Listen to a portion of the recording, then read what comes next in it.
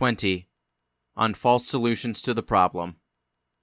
People who are weak in spirit have a need to idealize what they do and to close their eyes to the imperfect or weak aspects of their works, actions, and general patterns of thought. This is natural and understandable, for both a mature spiritual character and willpower is required to take account of such things which cannot be recognized as perfect, to do so knowingly and zealously in the presence of a living conscience, to judge oneself for them, and yet still asserts one's actions as necessary, to continue these actions and to not hesitate due to a sense of one's own spiritual dignity. For those who are unscrupulous, it is, perhaps, much easier. The need for objective correctness is alien to them, and instead of spiritual self-evaluation and spiritual well-being, they live in a personal narcissism and vanity, happily satisfied with worldly success and purchased flattery. Such people are not conscientious, but weak. They lack the power to look long and hard at the distance that separates them from the ideal, and instead reduce, minimize, simplify, and distort the content of the ideal image, or else idealize themselves in what is theirs, their life or their actions, or both simultaneously. And this is what differentiates them from those who are conscientious and powerful. Such people are able to bear the sight of their imperfection, admit their errors, and correct their mistakes. Moreover, they are able to correctly distinguish between the ideal and what is immediately feasible, with the energy of devotion required to fight for its implementation, not as a betrayal of the ideal, but in loyalty and service to it. It is these people who are called to accept, and are capable of accepting, the vital and spiritually necessary but far from ideal means of combat, and to implement these means without being blind to their moral imperfection. In the history of mankind, such were and will be the bearers of the spiritually righteous sword. In order to correctly resolve the dilemma of the moral perfection of some form of action, or means of struggle, or method of resistance, it is necessary to compare, on the one hand, a pure, maximal measure of goodness and, on the other hand, the inner relation of man to man for which this external form of action or method of resistance is a faithful and precise expression. The coherence or divergence of the values compared gives us the correct answer. This means, first of all, that it is necessary to put before ourselves the question not about the best, i.e., what is relatively or comparably better, a lesser evil, or what is least unrighteous, but about the actual best, about what is truly and objectively perfect. This is the first and most basic condition of spirituality. In this is the very essence of the Spirit. The Christian puts his conscience before the perfection of the Heavenly Father and asks it about the morally ideal relationship of man to man, and his conscience gives him, wordlessly and unthinkingly, an emotionally willful impulse, the only answer it will ever give and that which it gives to everyone, about what is actually best, about the perfectly ideal attitude, about the uniquely righteous path, and thus this wordless but actively compelling answer, a kind of rush to a particular action, is communicated to a person without the participation of thought or word. This answer is not considered in the context of any circumstances, is not applicable to any considerations, and does not condition itself with any given limitations. It is in vain to ask the conscience for something relative or conditional. Example, which is better, this or that? It is senseless to approach it with questions that are not related to the moral dimension. Example, what is more useful? What is more expedient? What is the smart thing to do? It would be in vain to impose on it some definite, practical situation of life, for example, to fight in a war or not to fight, to inform the authorities about an impending attack or not to do so. It would be in vain to squeeze its response into some preconceived verbal or logical formula, or to demand from it only validation, or to limit its answer to mere foresight into life skills and reasoning. All this would lead to false conclusions and would mean that the researcher had failed to understand the nature of conscience and was ignorant of its basic laws. For the answer can be completely unexpected for the inquirer, and always appears only in the form of a certain feeling and will that compels a particular action through an impulse. The question which the conscience will answer is always the same: what is morally best in the face of God? With this answer in hand, it is necessary to compare it with the state of mind that a person experiences during the compulsion or suppression of a villain. In doing so, we should consider the state of mind, not the external manifestation of the act as such. Example, the external phenomenon of pushing, striking, shooting. However, the state of mind can be imagined to take on any shape or form.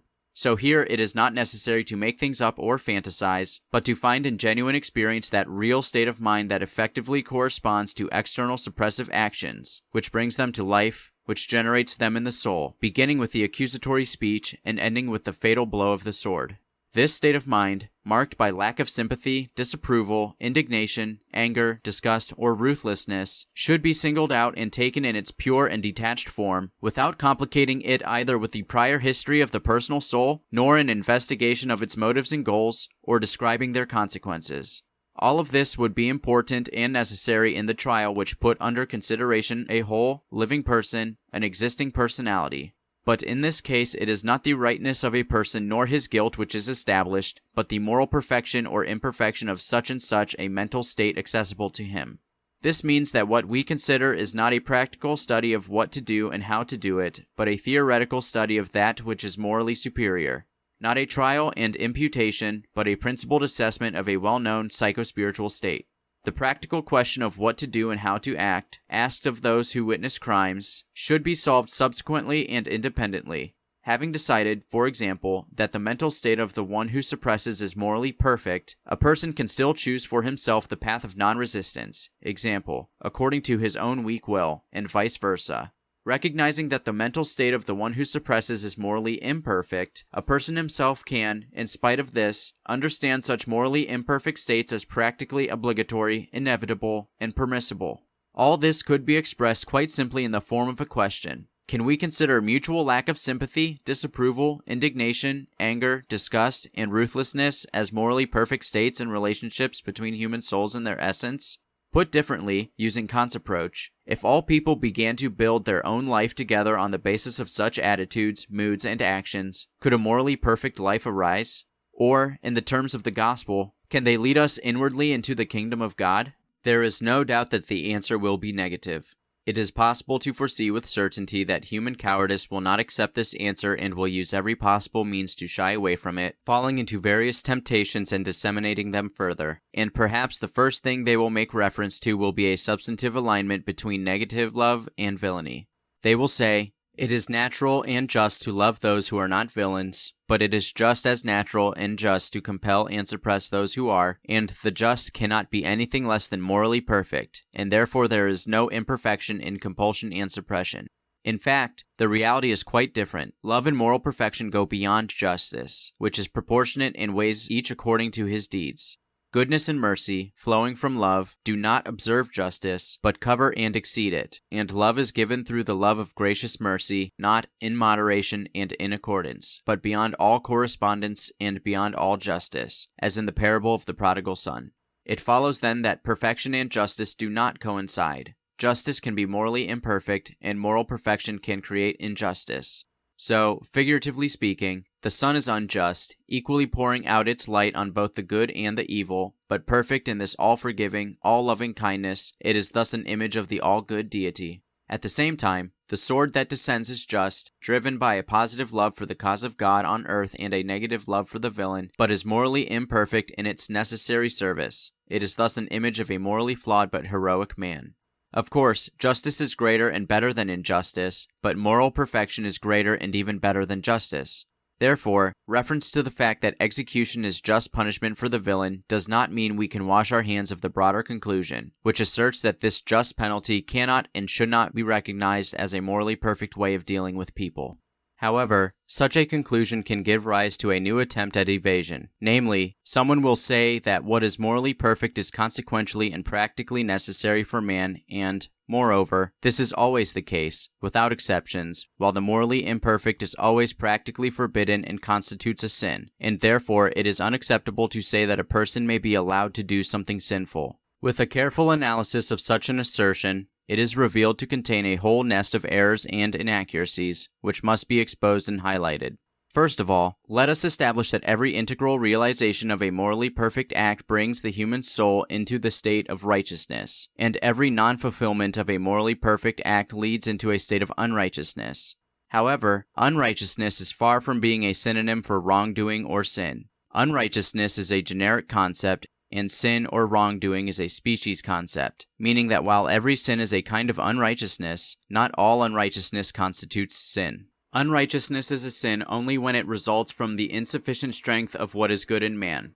In fact, when a person falls, sins, or from a moral point of view, commits wrongdoing, when he admits unrighteousness due to weakness of good or the strength of evil within him, and it does not matter whether we speak of a weakness of will, conscience, or spiritual vision, or the power of passions. In all these cases, the objective conditions of the action do not exclude a righteous outcome. Man could discover and implement some action from a moral height, but then if we find that he did not reach that height, then he would have failed to do what was right, but instead would have done that which is forbidden, and this deed would be his fall, his wrongdoing, his sin. Moreover, his guilt may be greater or lesser depending on the state of his soul in general and, in particular, its state at the time of committing the sin, but the acknowledged guilt will always be evident. By contrast, an unrighteous outcome can be realized by a person because of the position in which he is placed, in which the objective limitations which constrain his actions exclude righteous outcomes. In this case, a man has the sufficient strength and good not to commit sin. His will is strong enough, his conscience does not allow the unconscious to deliver him into deception, his spiritual vision can keenly and correctly distinguish good from evil, his passions are ennobled and devoted to good, and yet he is still forced to accept and realize an unrighteous outcome. If a righteous outcome were objectively feasible, then it would be subjectively discovered and realized by him, but he must live, and is called upon to act, having before him only morally imperfect, unrighteous outcomes.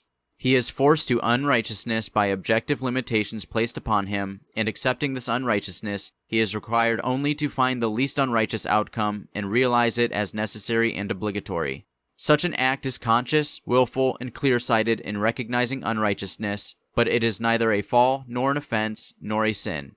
It is in this situation that the man who fights villains is compelled to turn to force and the sword in this struggle directly in the form of a strike and a gunshot, or indirectly in the form of some participation in the public life. For the state's affairs require force insomuch as each participant is compelled to adopt by will and deed that way of struggle which is not morally perfect. Accepting this, a person realizes an outcome which is unrighteous, imperfect, unholy, and yet the least unrighteous of all possible outcomes. This is not a falling away from perfection due to subjective weakness, but a derogation from perfection due to objective necessity and a manifestation of subjective strength. A person does not do what is practically forbidden, but what constitutes his practical duty. He does not commit a sin, but carries out a service. And his service, unjust in its method of action, cannot be considered as a sinful, evil, or depraved affair. All of this could be laid out for clarity's sake in the form of a special conceptual framework. Considering what has been said, it is already clear that what is morally perfect is practically necessary for man everywhere where a righteous outcome is objectively available, and in the same instance where this outcome is not objectively available to man, there for him an unrighteous outcome becomes mandatory, and moreover, the one that leads to the least unrighteousness. It follows then that what is morally imperfect is not always practically forbidden, and that it is not forbidden precisely where a righteous outcome is objectively impossible. This also means that a morally imperfect act may not be a sin, for sin is always a falling away in the direction of a subjectively preferred evil, whereas unrighteousness can take place not in the form of falling away, and not because evil has turned out to be stronger or more attractive. Thus, resistance to evil by force in the sword is not a sin wherever it is objectively necessary, or, what is the same, where it turns out to be the only possible or least unrighteous outcome. To assert that such resistance is evil, a sin, or a moral crime is to reveal a poverty of moral experience or helpless ambiguity of thinking. And yet, this resistance is an act of moral unrighteousness. And at this point it is necessary to achieve an absolutely clear understanding. The resistance to evil as such is always a matter of what is pious, righteous, and orderly. The more difficult this resistance is and the more danger and suffering it involves, the greater the feat and merit of he who resists. But what a resisting bearer of the sword does in the fight against villains is neither perfect, holy, nor a righteous series of actions. True, only the naive coarseness of a straightforward moralist can say that this is evil and sinful, for, in fact, this is the sinless commission of unrighteousness.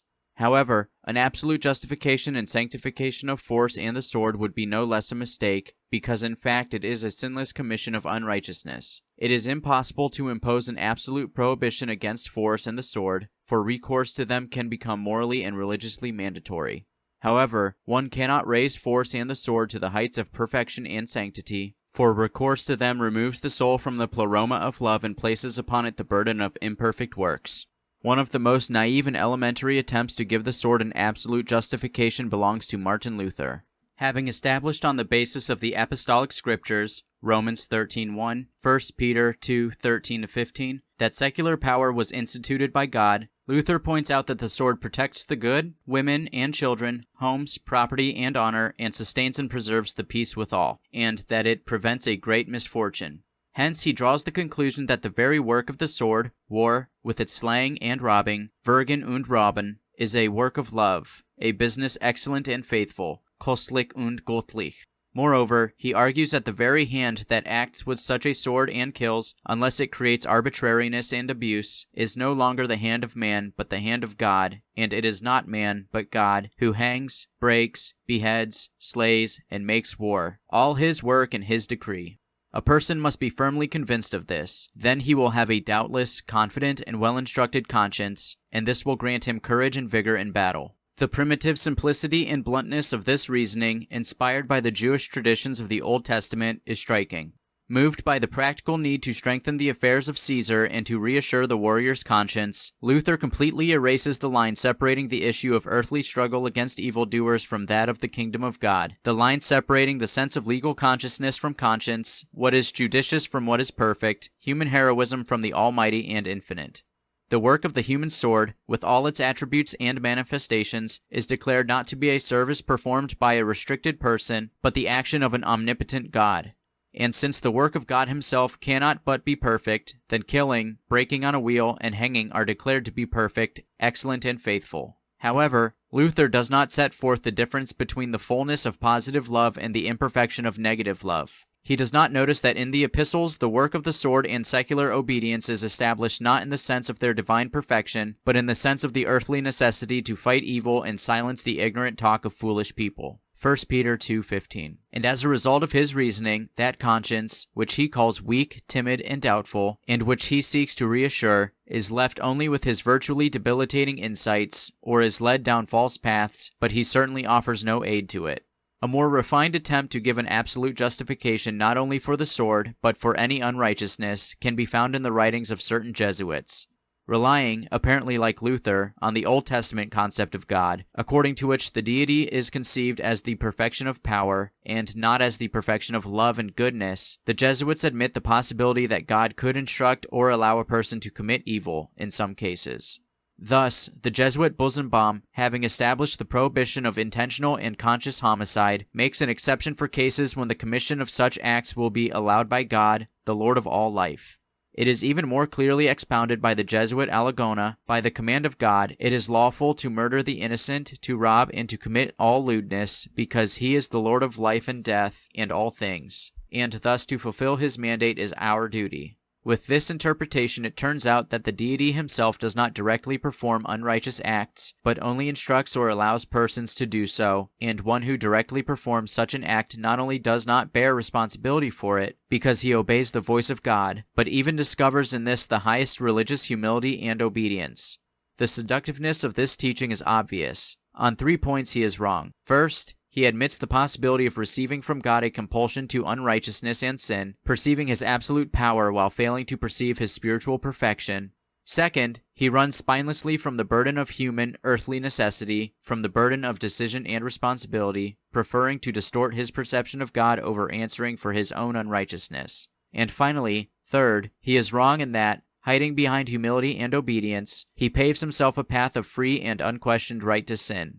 Of course, one should bear in mind that the ecclesiastical authority allowing the Jesuits to express such views is likely to want to take upon itself the authoritative identification and formulation of those who, bearing the content of unrighteous and sinful commands, are allegedly coming from God. However, here, temptation will not only fail to be mitigated, but will take on even more formidable dimensions, seizing the church authority and spreading throughout the church itself. When a person enters into conflict with villains and resorts to force, the sword, or cunning, he has neither grounds nor right to lay aside the burden of decision and responsibility and transfer this to the divine. For these means of struggle are not divine, but human. They are necessary precisely because of human frailty and imperfection, and they must be applied with consciousness of this fact.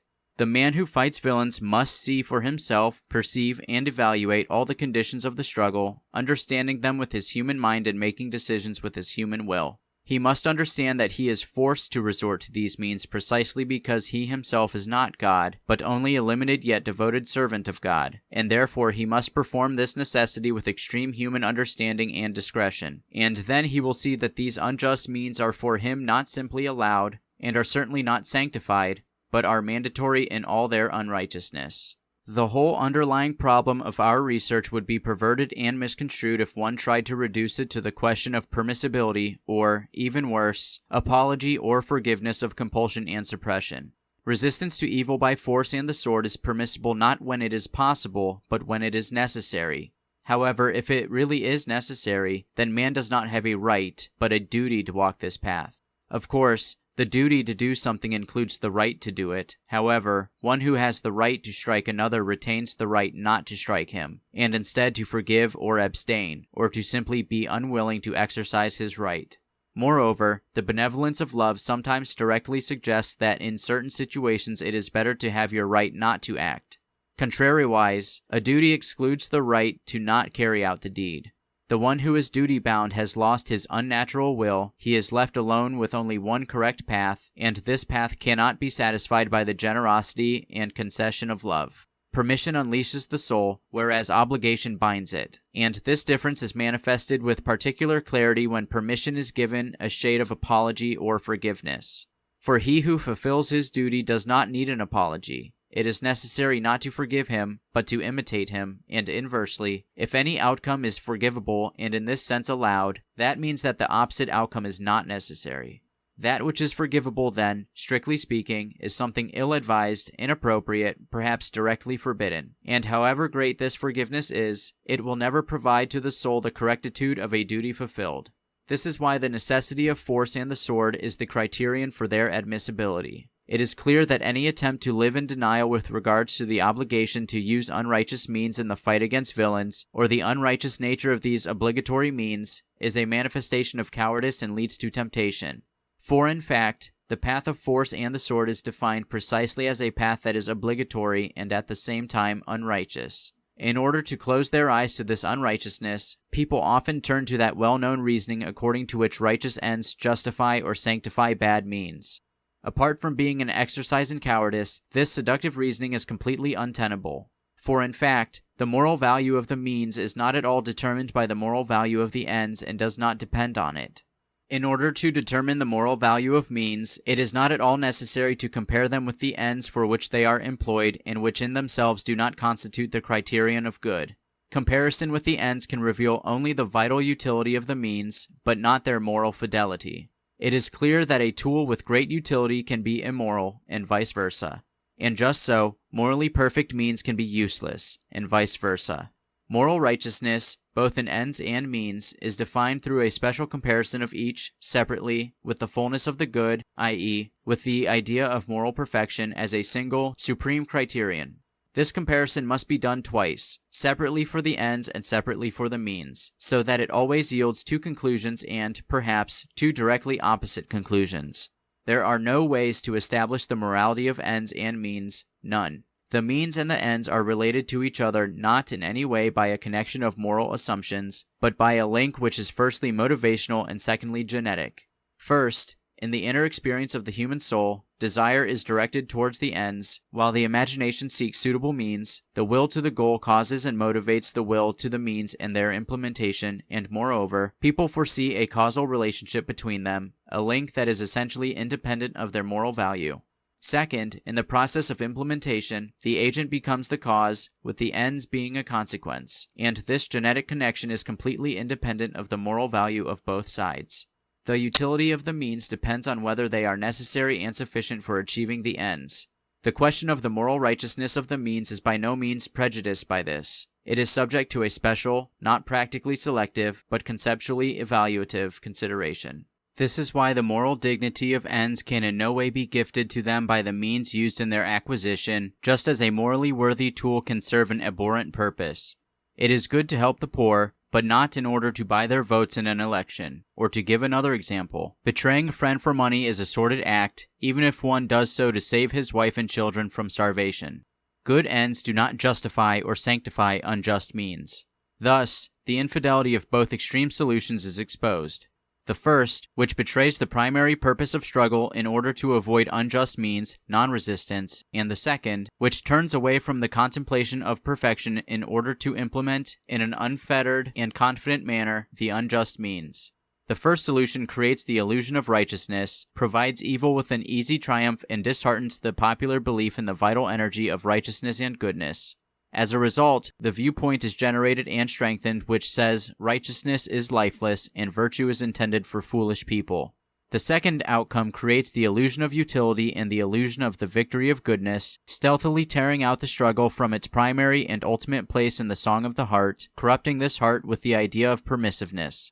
As a result, bad means begin to serve bad ends, and a viewpoint emerges which says only sin has life, and for an intelligent man, sin is not to be feared. It is clear that both of these solutions lead, ultimately, to the same thing, to public demoralization.